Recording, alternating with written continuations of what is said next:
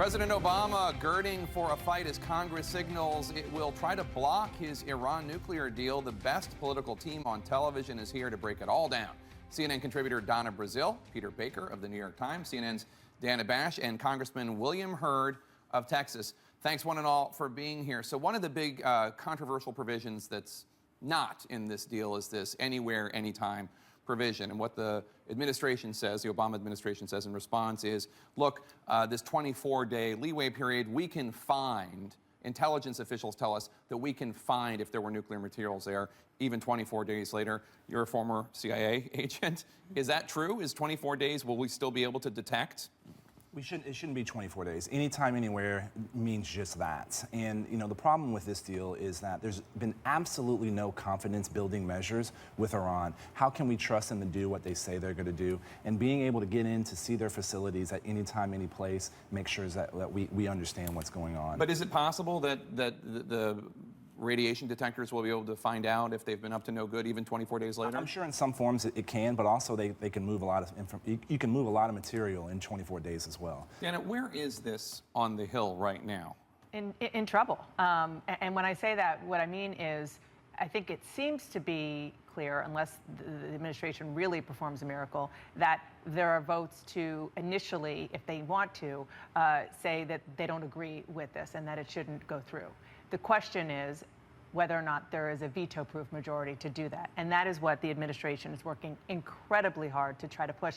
And this really is a bipartisan thing because there are Democrats with Republicans who are very much opposed to this. The administration had Jewish Americans in the Jewish members of Congress, rather, in the Situation Room this past week. They are going after, probably they have a list of, every member of Congress who is 5'5" and under. They have little groups of members trying desperately to go piece by piece to try to lobby them, and they have their work cut out for them. Well, this is a major international agreement, and with any international agreement, there are pluses and there are minuses. But on the plus side, I do believe that the administration will be able to keep the Democrats. 152 House Democrats signed an agreement, basically with the framework saying that they like the outlines of the deal. Now, clearly, the administration will have to continue to maintain the strong support, not just of the Democrats in the House, but also the Senate.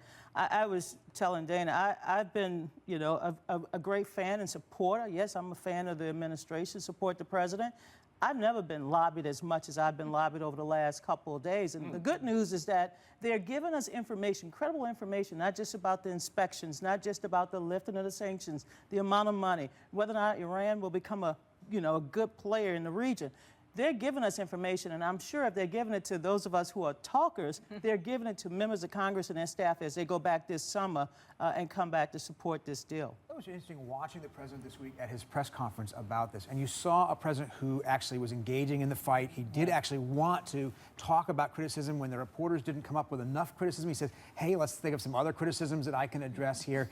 You don't see a president actually usually invite more criticism. He's asking his own questions. And the reason, I think, is because finally for him, after many months, even a year or more, of being on the defensive on issues that weren't of his creation or weren't of his desire to talk about, IRS or Benghazi or ISIS, he's talking about something that is at least something he wants to talk about, something he hopes will be a positive legacy in the long term, and that's a debate he wants to have. There are a lot of Democrats, Congressman, who say Republicans are just going to oppose Obama on anything, and so we're not surprised that they're opposing him on this.